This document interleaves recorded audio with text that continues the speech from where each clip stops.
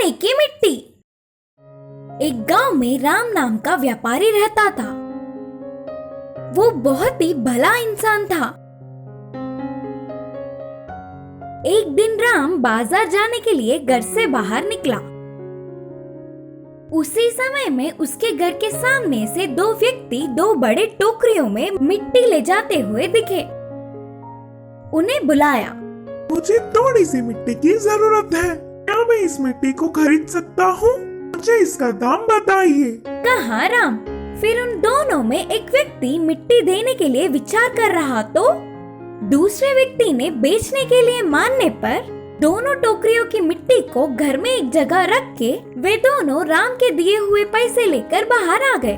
फिर से दोनों में से एक ने कहा, इस मिट्टी को जमींदार जी ने ले आने के लिए कहा था ना, तुमने इसे बेच दिया। अब जमींदार जी से क्या कहेंगे? तब दूसरे ने कहा, डरने की कोई बात नहीं, नदी के पास बहुत सारी मिट्टी है, फिर से वापस लौटकर मिट्टी लाके जमींदार जी को दे देंगे, करके बोला। दोनों नदी के पास जाकर मिट्टी लाकर जमींदार जी से मिले और उनके बोलने पर उन मिट्टी की टोकरियों को बंगले में एक जगह रखकर वहां से चले गए। दूसरे ही दिन ठीक समय देखकर जमींदार उस कमरे में गए और उन टोकरियों को देखकर परेशान हो गए। ये क्या अभी भी मिट्टी के जैसा ही है? करके सोचा। दोनों टोकरियों की जांच किया तो सब कुछ जैसे का वैसा ही था। तुरंत साधु को बुलवाया।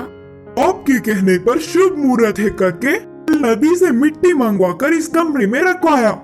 इस लाई हुई मिट्टी एक दिन बीतने के बाद सोने में बदल जाएगा, कहा था ना आपने? तो फिर ये मिट्टी ऐसा ही क्यों है? जमींदार ने पूछा। तब साधु ने कहा, नहीं नहीं, तेरी कही हुई बात बिल्कुल सच है, कहीं न कहीं कुछ गड़बड़ हुई होगी। अब जमींदार उस पर थोड़ा भी विश्वास न करने पर साधु चला गया।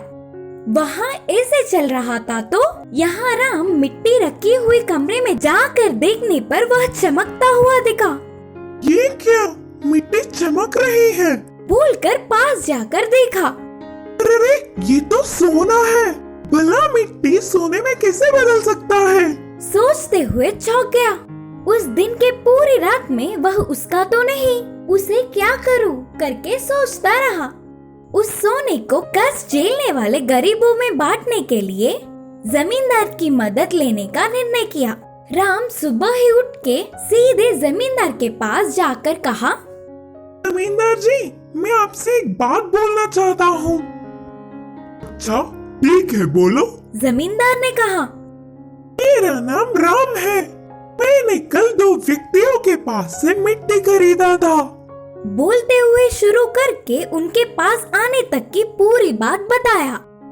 यह पूरी बात सुनकर जमींदार ने सोचा, साधु की बात सही हुई, सब कुछ उनके बोलने के मुताबिक ही हुआ, लेकिन मिट्टी इसके पास पहुंचा। करके मन में ही सोच रहा था, मैं इस सोने को पैसे में बदलकर कष्ट में जीने वाले गरीबों में बांटना चाहता हूँ। इसके लिए मुझे आपकी मदद चाहिए, राम ने कहा।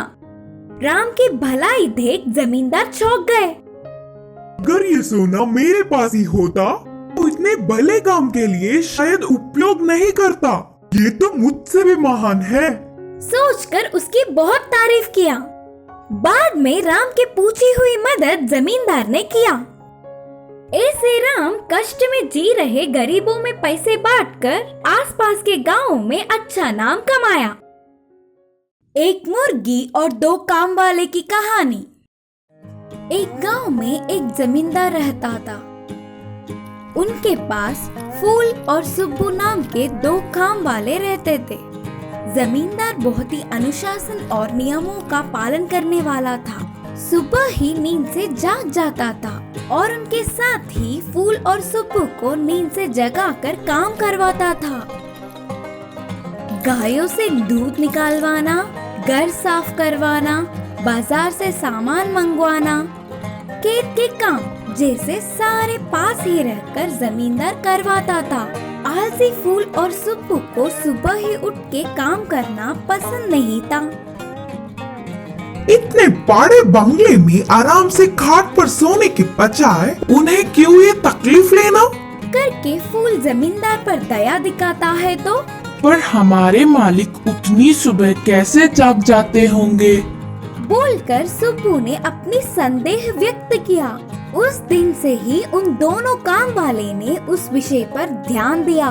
थोड़े दिन देखने के बाद उनके पास एक मुर्गी सुबह ही चिल्लाने से जमींदार सुबह ही उठकर उन्हें भी उठाकर काम करवाते हैं करके जान लिए।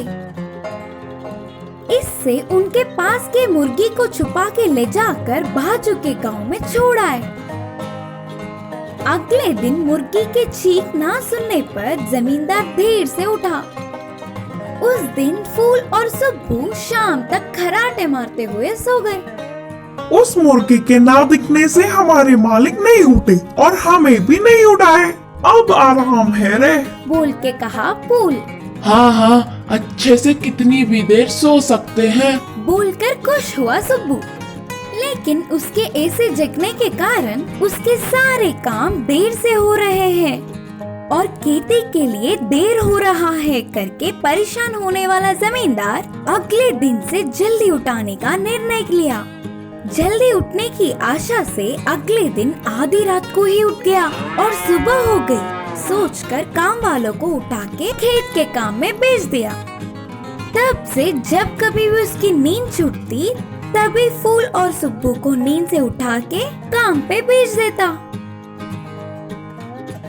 ना सोचने वाली इस घटना से वे दोनों थक गए और वे दोनों रात में नींद ही पूरी नहीं कर पा रहे थे। मालिक को ना कुछ बोल पाते हुए फूल और सुब्बू मुर्गी के होने पर हर रोज एक ही वक्त पे जागते थे ना रे।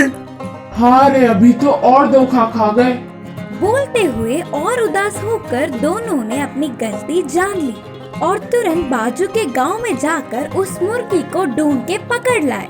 फिर से हमेशा की तरह बिना किसी को दिखे मालिक के घर में छोड़ दिया। उसके बाद से अपनी आलस छोड़ मुर्गी की आवाज के तुरंत जमींदार से पहले ही नींद से उठकर सारे काम खुशी से करना शुरू कर दिया। वह देख मालिक उनकी तारीफ करके उनकी पगार भी दुगनी कर दी। इस कहानी की शिक्षा है कि हमें आलस छोड़कर काम करने पर ही लाभ मिलता है। गधे की होशियारी। एक गांव में गोपाल नाम का एक किसान रहा करता था। उसके पास जो जमीन थी वो उसमें अलग अलग फसल उगाया करता था। उसके पास एक बैल थी जिससे वो खेत में हल चलाता था और बैलगाड़ी में कभी कभी बांध देता था। बैल सारा दिन काम करके थक जाता था।